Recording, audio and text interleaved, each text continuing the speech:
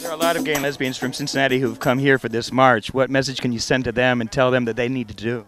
Keep fighting, keep fighting, keep fighting. We have to continue to get that message out to our members to go back and do something, whether it's write a letter, get involved in school, somehow get involved more with your local, but it's taking it back, and it's also being really involved in election 2000. That's going to be crucial. We came in '93, and when we came then, I wasn't out, and we were commenting at the difference. This time, I told everybody at work, hey, I'm going to the march. And what a great feeling that is. Do you feel the march on 93 did that for you? Absolutely. It inspired us. We went back. I came out. We had a commitment ceremony a year later, and actually we built a gay and lesbian restaurant. That's right. Here comes the plug, out on Main. Excellent. Wonderful. All right. And our restaurant celebrates the gay and lesbian history, and we draw a strong gay and lesbian and transgender clientele, as well as very mainstream heterosexual couples that want to be educated and that share in the empowerment. Barbara Jordan said it a long, long time ago.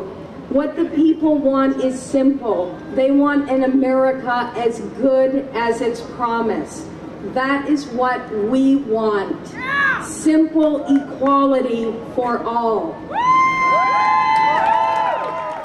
I'll tell you, this march is an absolute miracle because there is no reason on earth why it should have succeeded.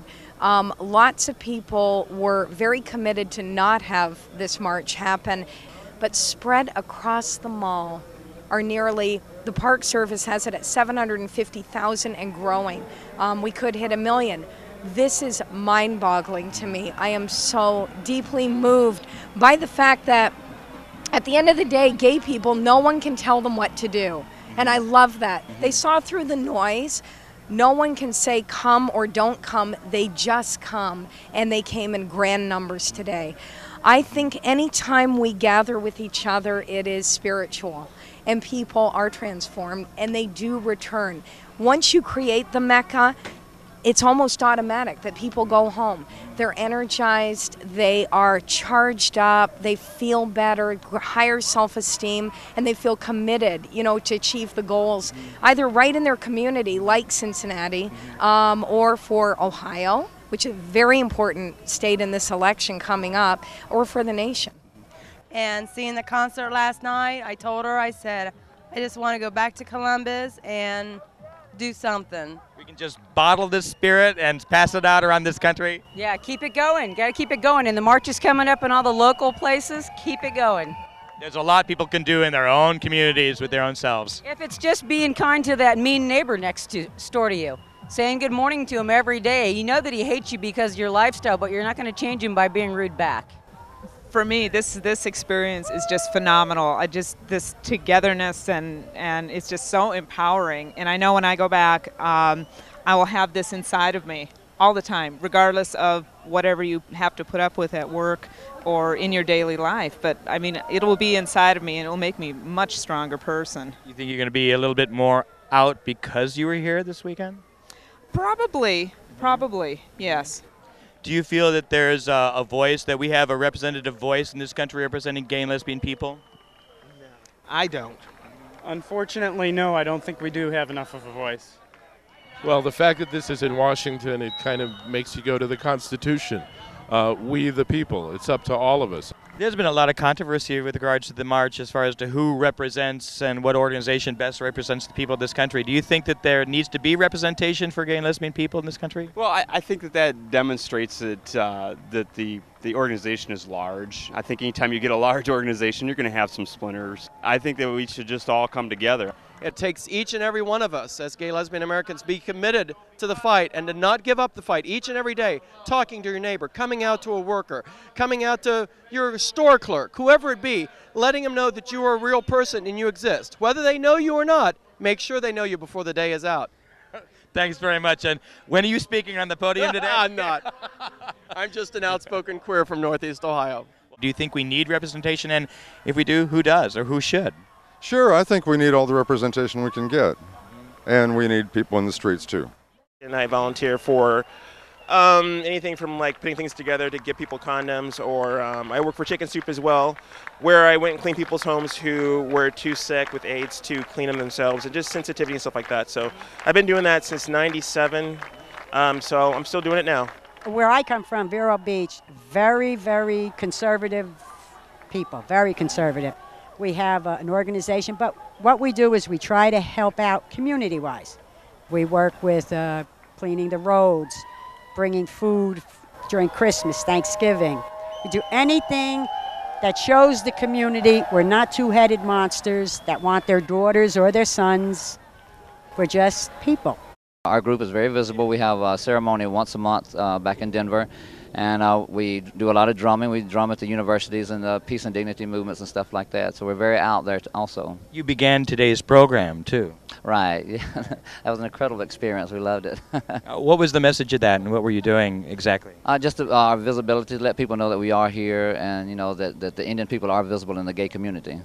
Be visible. Let destigmatize ourselves. You know, nothing to be afraid of. Who we sleep with, what we do in bed, has nothing to do with the contribution we can make to the community in the rest of our lives. A lot of people in this country look out towards those organizations to do the work for them, but a lot of people that we've been talking to are talking about their own power that each individual has. Exactly, exactly. You know, the miracle of this movement is not happening in Washington, D.C. or even in state legislatures. It's happening around dining room tables in rural Ohio, in the middle of Cincinnati. It's happening every time a person finds the courage to tell their mom or their dad or a beloved friend about the truth. How out are you in the workplace or at home? I'm very out. Very out. Everyone knows. Was that difficult for you at all? Very. Parents seems to not want to believe it, but co-workers, they understand. They're supportive. What makes it easy for you to be out? Because I'm being me. It's very difficult, but I'm being me. Everyone knows about me at home. Oh yeah, all the family, all our friends, all my co-workers. Is that, it sounds like it's easy to do. It's been pretty easy for the most part. As the years go on. For so many people, it's so difficult for them to make that step and to be out. What words of advice or wisdom can you give them? Love yourself first. Definitely. First, and then everything else follows. Well, I don't know that I know anyone that doesn't know I'm a lesbian. Well, I'm basically the gay friend.